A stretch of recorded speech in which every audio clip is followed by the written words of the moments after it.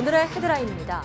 노벨상 수상자 배출을 목표로 세워진 기초과학연구원이 연구비 유용과 부적절한 감사 등 각종 잡음에 시달리고 있습니다. 내부 제보가 어려운 연구단 특유의 환경과 30개의 연구단이 전국에 흩어져 있는 독특한 운영 방식이 부정을 키운다는 지적입니다. 한국과학기술한림원 등 4개 과학기술계 단체가 이공계 병역특례 축소 검토를 철회해야 한다고 주장했습니다. 전문 연구요원 제도가 축소되면 고급 기내의 해외 유출이 가속화될 수 있다며 국방력 강화를 위해서도 연구인력 확보는 필수 요건이라고 강조했습니다. 여름이 되면서 미세먼지 걱정이 한풀 꺾였지만 앞으로는 더 심한 미세먼지가 찾아올 수 있어 철저한 대비가 필요합니다. 마음 편히 숨 쉴 수 있는 맑고 깨끗한 공기를 되찾기 위해 YTN과 YTN 사이언스가 연중 캠페인을 시작합니다. 인체 호르몬과 비슷한 구조를 지닌 환경 호르몬은 내분비계 장애를 일으키는 유해 물질입니다. 일상에서 환경 호르몬에 쉽게 노출되는 만큼 국내에서도 관련 규제 방안이 논의되고 있는데요. 오늘 에코 매거진에서는 일상 속 환경 호르몬에 대해 이야기 나눠보겠습니다.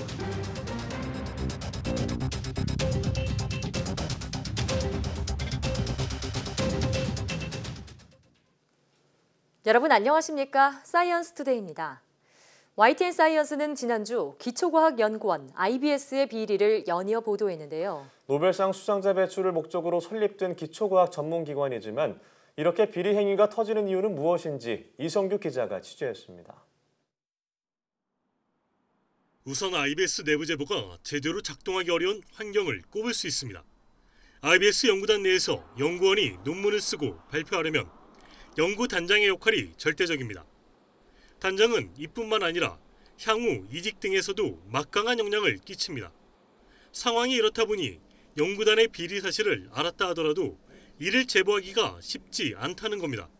지도교수라든지 또는 가해자, 권력을 가지고 있는 사람들이 모든 권한을 다 가지고 있고 이 사람들이 추천서라든지 또는 다른 기관으로 옮길 때 막강한 영향력을 끼치기 때문에 그 분야에서 내가 더 이상 일하지 않겠다라는 각오를 하지 않는 이상 재고를 할 수 있는 사람이 없다라고 생각합니다. IBS의 독특한 운영 형태도 부정이 싹트는데 한몫한다는 지적입니다. IBS 연구단은 크게 본원 연구단, 캠퍼스 연구단, 외부 연구단으로 나뉩니다. 캠퍼스 연구단은 카이스트 등 과기 특성화대학, 외부 연구단은 서울대 등 일반 대학에 소재한 연구단을 말합니다. 연구단 30개가 전국 각지에 흩어져 있다 보니 관리 감독이 쉽지 않다는 겁니다. IBS가 지금 전체는 2조 원이 넘는 엄청난 예산이 들어가는데 본부 따로, 사업단 따로, 연구단 따로 제각각으로 이게 관리가 되고 있는데요. 전체적인 제대로 된 감시 감독이 안 되니까 이런 제멋대로식의 이제 운영은 이루어지고 내부적으로 이게 정화 장치가 없는 겁니다. 국내 기초과학 역량을 세계 최고 수준으로 끌어올리겠다며 설립된 IBS. 연구비 횡령과 비위 무마 등 비리가 잇따라 터져나오면서 노벨상을 배출하겠다는 설립 취지는 빛이 바래고 있습니다. YTN 사이언스 이성규입니다. 한국과학기술한림원 등 4개 과학기술계 단체가 이공계 병역특례인 전문연구요원 제도 축소 검토를 철회해야 한다고 주장했습니다. 과학기술한림원과 한국과학기술단체 총연합회, 대한민국의학한림원, 한국공학한림원은 공동 성명서를 내고 전문연구요원 제도가 축소되거나 폐지될 경우 국내 이공계 대학원의 인적 자원이 붕괴하고 고급 두뇌의 해외 유출이 가속화될 것이라며 이같이 밝혔습니다. 이어 국방력 강화를 위해서도 우수 연구 인력 확보는 그 필수 요건이라고 덧붙였습니다. 전문연구요원 제도는 자연계 석사학위를 받은 사람이 연구기관에서 연구개발 업무에 종사하며 군 복무를 대체하는 겁니다. 앞서 과학기술정보통신부는 전문연구요원 감축과 관련해 관련 내용을 협의 중이며 아직 결정된 것은 없다고 설명했습니다.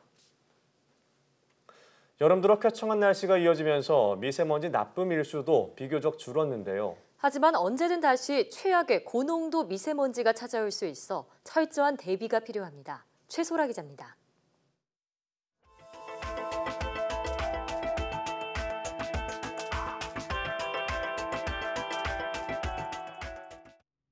올해 초 한반도를 뒤덮은 최악의 미세먼지.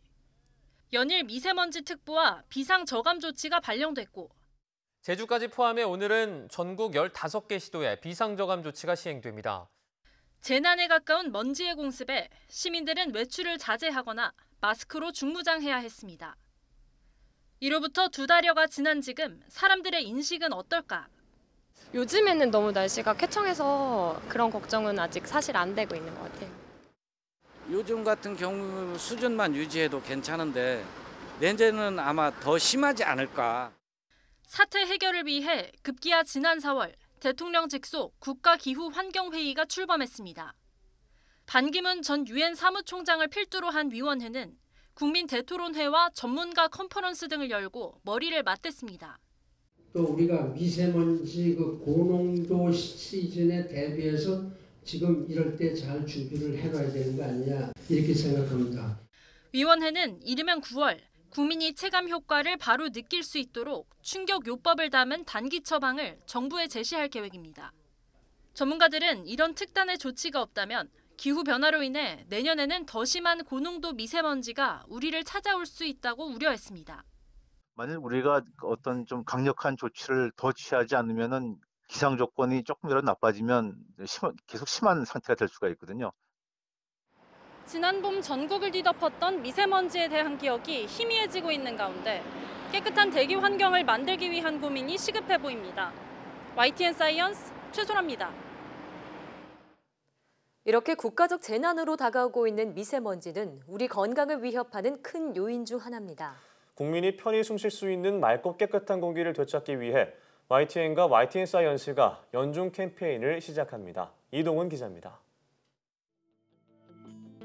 전국을 뒤덮은 최악의 미세먼지와 중국발 황사부터 잊을만 하면 다시 찾아오는 라돈 공포까지 무심코 마시는 공기 속엔 우리의 건강을 위협하는 요소가 하나둘이 아닙니다. 맑은 공기의 소중함이 절실한 지금 편히 숨쉬는 환경을 만들기 위해 YTN과 YTN 사이언스가 연중 대국민 캠페인을 시작합니다. 대기오염에 대한 경각심을 높이고 근본적인 해법을 마련하기 위한 겁니다. YTN과 YTN 사이언스는 맑은 공기 숨 편한 대한민국이 되는 그날을 위해 긴 호흡으로 여러분과 함께하겠습니다. 이번 캠페인에서는 우리가 몰랐던 공기에 대한 상식은 물론 전문가의 의견을 바탕으로 공기질 개선을 위한 장기적인 해법을 찾아봅니다. 또 공기오염의 원인을 정확하게 분석해 맑은 공기를 되찾을 수 있는 생활 속 대처법도 알아봅니다. 공기오염이라는 것이 꼭 미세먼지만 한정된 것이 아니고 여름철엔 예를 들어서 오존이라든가 라돈이라든가 벤젠이라든가 이런 것도 다 이제 1급 발암성 물질이 되는데 이런 것들에 대한 것을 같이 다룸으로써 실제로 국민 건강에 상당한 도움이 될 수 있다고 봅니다. 맑고 깨끗한 공기를 위한 대국민 캠페인 맑은 공기 숨 편한 대한민국은 매주 한 편씩 YTN과 YTN 사이언스를 통해 여러분을 찾아갑니다. YTN 사이언스 이동훈입니다. 무더운 여름철 많이 발생하는 질환 중 하나가 요로결석입니다. 통증도 심하고 재발률도 높은데 잘못된 상식만 믿고 제때 치료하지 않으면 위험하다고 합니다. 김정회 기자입니다. 이 환자는 최근 신장에 결석이 생겨 내시경 수술을 받았습니다. 벌써 3번째입니다. 결석이 왼쪽에 하나, 오른쪽에 2개였고 하나는 신장 안에 있었는데 하나가 그 요관을 타고 내려오면서 요관을 막아가지고 엄청 아파가지고. 요로결석은 신장에서 요관과 방광, 요도까지 소변이 지나는 모든 길에 돌이 생기는 질환입니다. 결석을 만드는 칼슘과 요산 성분이 몸 밖으로 배출되지 못하고 점점 커져서 생깁니다. 특히 여름철에 환자가 많아지는데 전 세계적으로도 더운 나라, 더운 계절에 발생이 많아 이른바 결석 벨트를 형성합니다. 땀으로 워낙 이 수분이 체내에 있는 수분이 땀으로 많이 배출이 되면서 이제 소변이 많이 농축이 되는 게 원인이 될 것 같습니다. 우리나라를 포함한 이 동아시아 쪽에 아무래도 이제 좀 더울 때 이렇게 결석이 많이 발생하는 걸로 되어 있고요. 전형적인 증상은 옆구리 통증으로 참을 수 없을 정도로 아픕니다. 혈뇨와 구토가 생기기도 하고 요로 감염이 동반되면 고열도 나타납니다. 치료는 몸 밖에서 충격파로 결석을 분쇄하는 최후의 충격파 쇠석술이 대표적인데 요즘은 요도를 통해 내시경을 넣어 신장 속 결석까지 제거하는 수술이 늘고 있습니다. 결석이 제거되더라도 재발률은 50%에 달할 정도로 높습니다. 때문에 최선의 예방법이자 재발 방지법은 수분 섭취를 늘리는 겁니다. 그렇다고 맥주를 많이 마셔서는 안 됩니다. 또 맥주의 성분이 아무래도 결석의 위험 요인이 되거든요. 그래서 그런 걸 많이 먹었을 경우에 뭐 일시적인 그 소변량의 증가로 배출을 좀 도와줄 수는 있지만 결과적으로는 결석이 더 많이 만들어진다고 볼 수가 있습니다. 칼슘 때문에 결석이 생긴다고 우유나 멸치 먹는 걸 꺼릴 필요도 없습니다. 오히려 적당한 섭취가 권장됩니다. 예방은 물론 이미 만들어진 결석을 배출하는 데도 도움을 주기 때문에 적절한 운동과 체중 감량도 중요합니다. YTN 김정혜입니다. 하루 평균 기온이 1도 오르면 저혈압으로 병원을 찾는 사람이 1.1% 늘어난다는 분석이 나왔습니다. 서울의대 연구팀은 2011년부터 2015년 사이 서울을 비롯한 전국 7개 대도시에서 이뤄진 저혈압 환자 진료 13만 2천여 건을 분석한 결과 이렇게 나타났다고 밝혔습니다. 연구팀은 저혈압 환자가 병원을 찾은 날의 평균 기온이 전날보다 섭씨 1도 상승할 때 저혈압 환자의 병원 방문이 1.1% 증가하는 것을 확인했습니다. 연구팀은 날씨가 더울 때 심혈관 질환에 의한 사망률이 높아지는 이유 중 하나가 저혈압 환자 발생이 늘어나는 현상임을 처음으로 밝힌 연구라며 무더위가 심할 땐 되도록 더위에 노출되는 것을 줄여야 한다고 덧붙였습니다. 요즘 같은 여름철에 마른 기침 등 증상이 나타나면 호흡기 감염병인 레지오넬라증을 의심해봐야 합니다. 레지오넬라증의 증상과 원인을 김승재 기자가 보도합니다. 레지오넬라증은 오염된 물에서 증식한 레지오넬라균이 물방울 입자 형태로 인체에 흡입돼 감염됩니다. 주요 감염원은 냉각탑 물이나 건물의 냉온수, 목욕탕 욕조물 등입니다. 레지오넬라증은 폐렴형과 독감형이 있는데 주로 폐렴형이 많습니다. 폐렴형은 체온이 급격히 오르고 가래가 별로 없는 마른 기침이 나타나는 것이 특징입니다. 그래서 여름철 마른 기침이 잦을 땐 레지오넬라증은 아닌지 진단을 받아보는 것이 좋습니다. 레지오넬라균은 여름철에 냉각수에서 잘 번식을 할 수 있기 때문에 여름철에 마른 기침으로 나타나는 경우에는 레지오넬라균도 의심해봐야 됩니다. 레지오넬라증은 항생제를 투여해 치료하면 보통 2주 정도면 완치가 가능합니다. 지난 2000년 법정 감염병으로 지정된 이후 해마다 환자가 늘고 있습니다. 올해는 지난 4월 22명에서 5월 34명, 6월 42명으로 점차 늘고 있으며 이달에도 지난 12일 기준으로 14명이 신고됐습니다. 올해 신고 환자는 현재 194명으로 지난해 305명의 절반을 넘었습니다.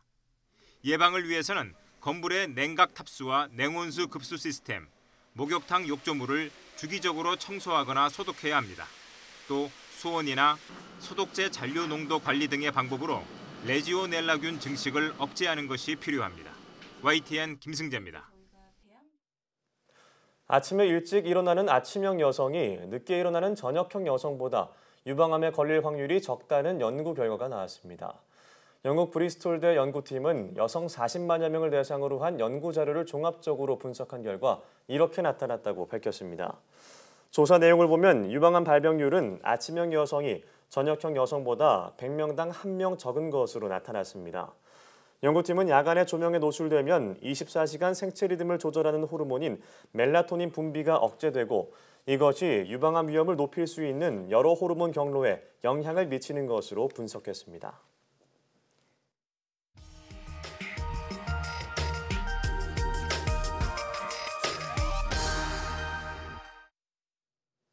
우리는 일상 속에서 다양한 환경 호르몬에 노출되고 있는데요.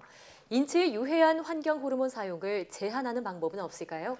오늘 에코 매거진에서는 허정립 환경공학 박사와 함께 일상 속 환경 호르몬에 대해 이야기 나눠보겠습니다. 네, 박사님 안녕하세요. 어서 오세요. 네, 환경 호르몬의 일종인 이제 프탈레이트의 사용을 제한하는 방안을 논의하고 있다 이렇게 얘기를 들었는데요. 자, 먼저 이 프탈레이트가 정확히 어떤 것이고 인체는 얼마나 안 좋은 건가요? 네, 세계 각국은 프탈레이트계 가소제가 인체에 유해하다는 결정을 내리고 1999년도부터 내분비계 장애를 일으키는 환경 호르몬 추적 물질로 관리해오고 있죠. 예. 프탈레이트는 동물이나 사람의 몸속에서 호르몬 작용을 방해하는 내분비계 교란 물질의 일종으로 카드뮴에 비견될 정도의 독성을 갖고 있어요. 그래서 독성 실험 결과 간과 신장, 심장, 허파 등에 부정적인 영향을 미치고 여성 불임이나 남성의 정자수 감소 등 생식기관에 영향을 주는 독성 물질로 알려져 있고요. 그뿐만 아니라 신생아 기형을 일으키거나 태아에 악영향을 줄 수 있다는 연구 결과도 발표되었습니다. 실제로 국립환경과학원이 2015년부터 2017년까지 환경 유해 물질의 노출 수준을 확인하기 위해 실시한 제3기 국민환경보건 기초조사 결과에 따르면 프탈레이트 소변 중 농도는 연령대가 낮을수록 높게 나타났습니다. 영유아 60.7, 초등학생 48.7, 중고생 23.4, 그리고 성인 23.7 마이크로그램 퍼 리터로 파악됐는데요. 이는 어린아이일수록 단위 섭취당 음식 섭취량과 호흡률이 성인보다 높고 그리고 장난감을 빨거나 바닥에서 노는 행동 특성을 갖고 있기 때문입니다. 그 얘기는 프탈레이트가 어린이 장난감에도 쓰인다는 건데 우리 일상생활 속에서 프탈레이트가 얼마나 많이 사용되고 있나요? 네, 그렇습니다. 프탈레이트는 플라스틱 생활용품을 제조하는 데 주로 사용하는데요. 이 물질은 플라스틱이나 비닐의 유연성과 탄성을 증가시키는 가소제 성분입니다. 좀 말랑말랑하게요. 그렇죠. 느리거나 이렇게. 그래서 화장품이나 장난감, 세제에 사용하고 목재 가공 및 가정용 바닥재 등에 이르기까지 아주 광범위한 용도로 쓰이고 있어서 우리 생활 곳곳에 산재해 있다고 그렇게 보시면 됩니다. 한국소비자보호원의 최근 3년 조사 결과를 보면 어린이 제품은 그나마 덜하지만 규제가 없는 생활용품들은 프탈레이트 검출률이 세계 중 1개꼴로 높았습니다. 특히 전기장판은 10개 중에 8개 이상에서 프탈레이트가 검출되었습니다. 네, 그런데 이렇게 인체 유해한 그 프탈레이트의 대체제가 만들어졌다고 들었는데 왜 아직도 계속해서 이 대체제를 사용하지 않는 건가요? 네, 프탈레이트가 산업용으로 사용된 건 지난 1930년대부터입니다. 지난 100여 년간 과학은 눈부시게 발전을 했고 산업의 발전을 이끌었지만 건강과 안정성을 따진 지는 얼마 되지 않았죠. 안타깝게도 이런 물질의 제한과 관리는 어느 정도의 부작용과 피해 사례가 보고되고 나서야 이루어지는 경우가 많습니다. 그 사이 유용함과 효능이 입증된 일부 화학물질은 산업 현장에서 없으면 안 되는 물질로 자리 잡았고요.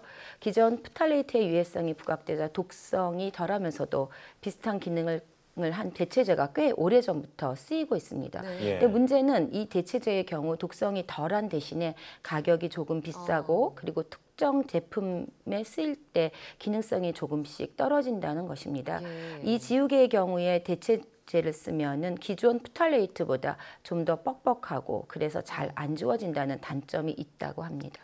이 대체제의 성능을 높이는 방안에 대한 연구도 이루어져야겠다는 생각이 드는데요. 자, 그럼 해외에서는 이런 유해물질 관리가 어떤 식으로 이루어지고 있죠? 네, 미국과 캐나다는 국내에서 관리하는 프탈레이트 가소제 6종뿐 아니라 4종을 추가해서 규제하고 있습니다. 유럽연합은 재질별, 성상별 관리 기준을 차등화해서 관리하고 있습니다. 일반 완제품의 경우 가세제를 포함해서 4종의 프탈레이트가 0.1% 이상 인 경우 시장 출시를 금지하고 있습니다. 완구 및 육아용품은 더 강력한데요. 완구 및 육아용품에서 사용하는 가소제를 포함해서 프탈레이트 6종에 대해서 0.1% 미만으로 제한되어 있고요. 이들 프탈레이트 가소제를 함유한 어린이 제품과 장난감 생산 및 수입을 금지하고 있습니다. 네, 그 다른 나라의 관리 방안을 들어봤는데 그럼 우리 정부는 이 프탈레이트 규제 방안에 대해서 어떤 계획을 갖고 있나요? 네, 2016년 국내에 보고된 프탈레이트 23종류 가운데 10종은 얼마나 해로운지 파악조차 되고 있지 않습니다. 또 프탈레이트가 0.1% 이상 들어있는 제품은 신고 의무가 있지만 유통량이 연간 1톤 이하인 제품은 신고 대상에서 빠져 있어요. 그렇게 되자 국회에서는 프탈레이트 토론회가 열리는 등 규제 방안이 추진되고 있습니다. 그래서 환경부는 시중에 유통되는 플라스틱 제품의 유해성 여부를 먼저 확인한 뒤에 함량의 기준, 사용 금지 여부 등을 결정하기로 했습니다. 또 프탈레이트 대체 물질이 안전한지에 대한 확인 작업도 벌일 방침입니다. 철저한 조사를 바탕으로 규제가 본격화돼서 프탈레이트 사용이 좀 제한됐으면 하는 바람이고요. 자, 이어서 이 프탈레이트 외에도 우리 생활 속에서 자주 쓰이는 환경 호르몬 여러 가지가 있을 것 같은데 대표적인 것들 소개 좀 해주시죠. 네, 누구나 쓰겠죠. 우리가 매일매일 만지는 영수증과 순번 대기표 이런데 비스페놀 A라는 그 발색 촉매제로 사용되는 환경 호르몬이 사용되고 있고요. 이런 것들은 감열제에 사용되는 비스페놀 A의 경우에는 섭취 가능성은 낮지만 기름이 묻거나 땀에 난 손에 오래 접촉할 때 피부를 통한 흡수율이 10배나 됩니다. 비스페놀 A는 여성 호르몬인 에스트로겐과 유사한 작용을 하는 환경 호르몬의 내분비계 장애 추적 물질로 되어 있습니다. 이에 환경부는 비스페놀 A를 유해성이 있을 우려가 있는 관찰 물질로, 그리고 식품안전청은 용기 및 포장에 관한 기준을 정해서 고시하고 있습니다. 그러나 비스페놀 A의 유해성 논란은 수년째 사그라들지 않고 있습니다. 네, 그래서 이 환경 호르몬의 대체 물질로 뭐 비스페놀 S나 비스페놀 F 같은 것들이 나온 것으로 알고 있는데요. 이건 역시 대체 물질로 쓰면 되는 거 아닌가요? 네, 그러나 2015년 사이언스와 2014년 네이처에 실린 논문을 보면은 대체 물질의 독성의 가능성이 제시되었습니다. 아, 대체 물질까지도요? 네, 천연 제품이라고 강조되는 제품들도 성분을 살펴보면 그 유해성이 검증되지 않은 경우가 많으니까 소비자들의 주의를 요하고 있습니다. 그렇군요. 이 대체 물질의 안전성 또한 검증되지 않은 상황인데, 자, 그럼 일상생활 속에서 환경 호르몬에 대한 노출을 좀 줄일 수 있는 방안은 무엇이 있을까요? 네, 안전한 건축자재의 사용이 제일 중요합니다. 집의 가장 많은 부분을 차지하고 있기 때문이죠. 천연 바닥재료인 대나무 바닥재나 한지 벽지는 물론이고 영국에서 발명한 리노륨과 같은 100% 천연 재료인 친환경 건축자재가 있습니다. 그에 못지않게 중요한 것은 생활 속의 프탈레이트를 줄이는 것인데요. 여성환경연대에 의하면 한국의 한 명의 연간 플라스틱 소비량은 98.2kg으로 미국의 97.7kg, 영국의 56.3kg보다 많았습니다. 일상 속에서 환경 호르몬의 노출을 최소화하려면 플라스틱 사용을 줄이고 환경 호르몬으로부터 안전한 제품인지 꼼꼼히 살펴보고 사용하시는 게 좋겠습니다. 우리나라의 플라스틱 사용량이 굉장히 높군요. 자, 아무쪼록 이 안전하고 좀 가성비가 좋은 대체제가 좀 빨리 만들어져서 우리가 어떤 물건이든 좀 마음 편히 쓸 수 있는 날이 빨리 왔으면 좋겠습니다. 오늘 말씀 고맙습니다. 잘 들었습니다.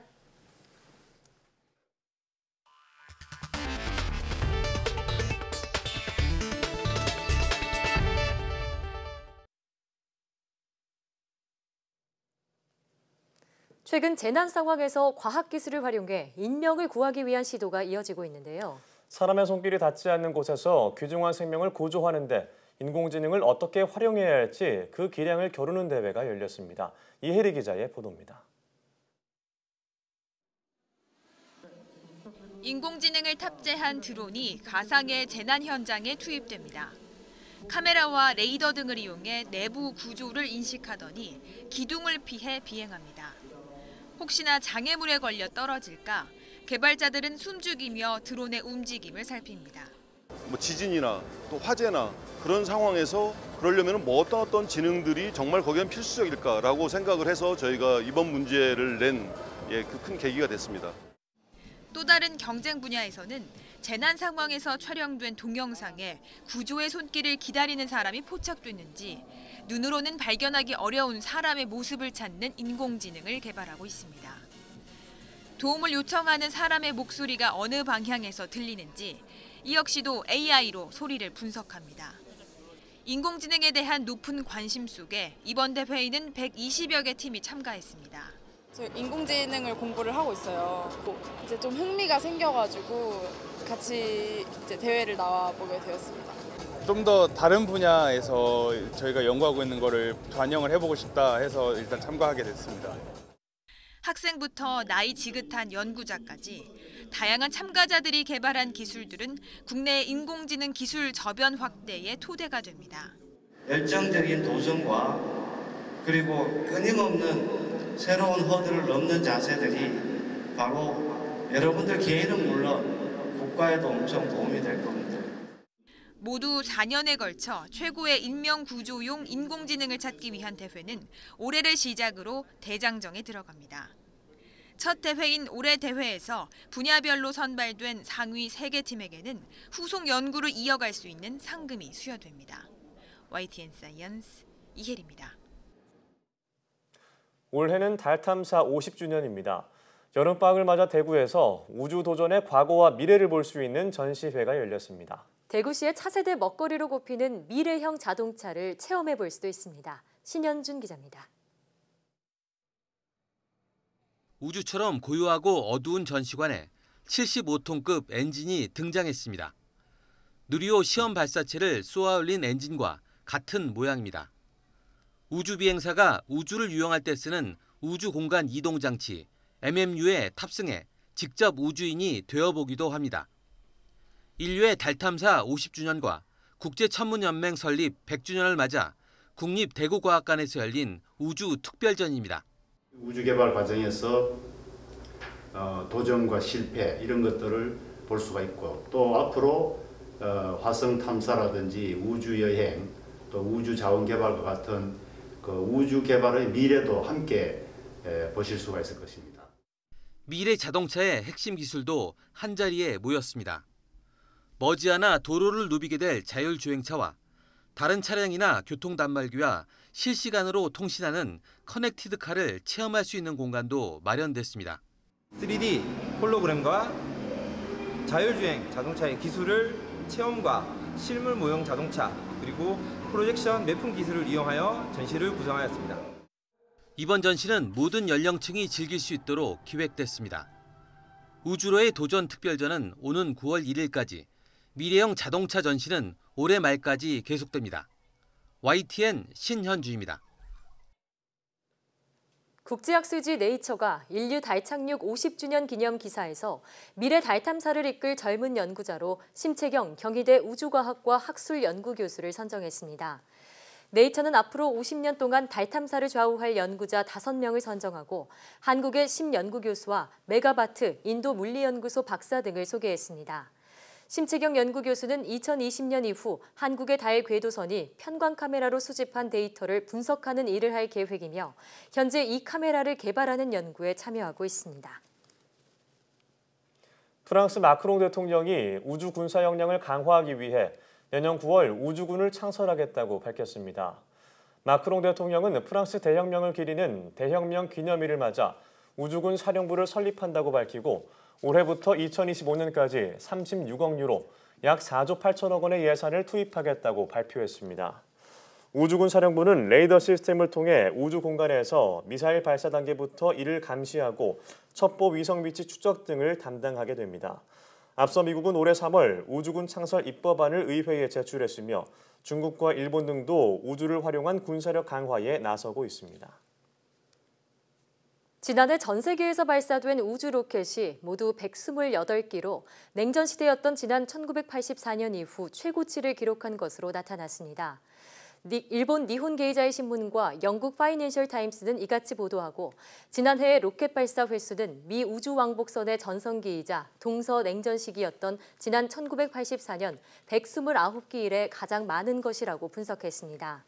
두 신문은 또 옛 소련 체제가 붕괴한 지난 1991년 이후 우주 로켓 발사의 침체가 이어지다가 지난해에 전년 대비 40%가 증가한 128기로 상승했다고 전했습니다. 니혼 게이자이 신문은 지난해 우주 로켓 발사가 급증한 배경에는 민간 자금 유입의 역할이 컸으며 특히 미국의 경우 민간 기업인 스페이스X가 자국 총 발사량의 절반을 차지한다고 설명했습니다. 미국 아폴로 11호의 역사적인 달 착륙이 오는 20일로 50주년이 됩니다. 하지만 이 달 착륙이 조작된 것 아니냐는 의혹이 여전히 이어지고 있는데요. 영국 왕립 그리니치 천문대가 이 의혹에 대해 직접 팩트체크를 했습니다. 이종수 기자의 보도입니다. 미 유인 우주선 아폴로 11호가 1969년 7월 20일 달에 착륙했습니다. 아폴로 11호 선장 닐 암스트롱이 사상 최초로 함께 탑승한 버즈 올드린이 곧이어 달을 밟았습니다. 하지만 이러한 역사적인 달 착륙이 조작됐다는 주장이 반세기가 지나서도 사라지지 않고 있습니다. 조작설의 첫 근거는 달이 진공 상태여서 바람이 없는데 달에 꽂힌 미 성조기는 펄럭이는 것처럼 보인다는 겁니다. 이에 대해 영국 왕립 그리니치 천문대 측은 깃대를 꽂는 과정에서 성조기가 비틀렸기 때문이라고 설명했습니다. So as the astronauts Buzz Aldrin and Neil Armstrong were pushing the flagpole into the ground, they had to twist the flagpole back and forth, which made it look like as if the flag was waving in the breeze. 조작설의 두 번째 근거는 달 착륙 사진에는 별이 보이지 않는다는 겁니다. 이에 대해 달 표면이 매우 밝아서 셔터 속도를 대단히 짧게 해야 촬영이 가능하기 때문에 생긴 현상이라고 이유를 설명했습니다. The moon's surface is actually very bright. You have to use a very short shutter speed when you're on the surface of the moon. And so the shutter speed is so short that it won't capture the faint light from the stars in the background. 조작설의 또 다른 근거로는 아폴로 11호가 달에 착륙할 때 분화구에 먼지가 보이지 않았다는 겁니다. 이에 대해선 아폴로 11호가 착륙할 때 수직이 아닌 수평으로 비행해 추진 엔진이 아래로 향하지 않아 달 표면에 먼지가 일지 않았다고 분석했습니다. 달 착륙 50주년을 맞아 이처럼 조작설에 대해 학계가 반박하는 등 기념 분위기가 고조되고 있습니다. YTN 이종수입니다. 미국 청소년 사이에서 큰 인기를 끌고 있는 전자담배 줄의 CEO가 전자담배에 중독된 청소년의 부모들에게 사과의 뜻을 전했습니다. 케빈 번스 CEO는 현지 시각으로 13일 CNBC와의 인터뷰에서 줄에 중독된 청소년 부모들을 향해 이렇게 말했습니다. 그는 이어 전자담배가 청소년들을 위한 것이 아니라며 자신 역시 16살 자녀의 부모로서 그들에게 미안하다고 덧붙였습니다. 앞서 미 식품의약청은 지난해 미국 고등학생의 약 21%가 전자담배를 피운다는 연방 조사 자료를 인용해 10대의 전자담배 흡연을 전염병 수준이라고 발표한 바 있습니다. 줄 랩스 본사가 있는 샌프란시스코는 지난달 미국 대도시로서는 처음으로 전자담배 판매를 금지했습니다. 맛도 좋고 단백질이 풍부한 육류는 인류의 식단에서 빠질 수 없는 메뉴지만 사육이나 도살 과정에서 환경 문제나 윤리 문제가 제기되어 온 것도 사실입니다. 때문에 가축을 사육하거나 도살하지 않고 가축에서 채취한 세포를 배양해서 고기로 만들어 먹는 방법이 시도되고 있습니다. 기정훈 기자가 보도합니다. 맛도 모습도 누가 봐도 닭고기 요리입니다. 튀김옷까지 입혀놓으면 흔히 보는 프라이드 치킨이지만 이 요리들은 닭을 잡아 만든 게 아닙니다. 닭의 세포를 채취해서 배양해 만든 겁니다. We take cells from high quality animals, we feed them with the nutrients that these cells need to become meat, and once they become meat, we harvest it and we cook it into the products we love to eat. 닭뿐 아니라 소고기, 돼지고기 등 모든 고기를 이렇게 만들 수 있습니다. 사육할 때 나오는 온실가스 방출을 막는 건 물론 도살 과정에서의 비윤리성 문제도 해결됩니다. So people want meat. They don't want slaughter. And so we make slaughter-free meat. And we know there's a massive market for that people that want delicious meat that doesn't require animal slaughter. 이런 고기를 만들려는 벤처가 크게 늘면서 최근엔 생선과 해산물까지 범위가 늘었습니다. 한 컨설팅 업체는 2040년이 되면 이런 세포 배양육이 전 세계 육류 소비의 35%를 차지할 것으로 예측하기도 했습니다. 다만 소비자가 믿고 먹겠느냐가 풀어야 할 숙제입니다. There is not clear that the consumers having the choice, they will choose for lab-grown meat. 그러나 지난 3월 미국 농식품부가 FDA 식품의약국과 함께 세포 배양육의 생산과 표시법 등을 관리하겠다고 발표하면서 배양육의 상용화는 기정사실화됐습니다. 안전성에 대한 소비자의 우려, 기존 축산업계의 반발 등을 어떻게 넘어서느냐가 새로운 고기의 확산 속도를 좌우할 전망입니다. YTN 기정훈입니다.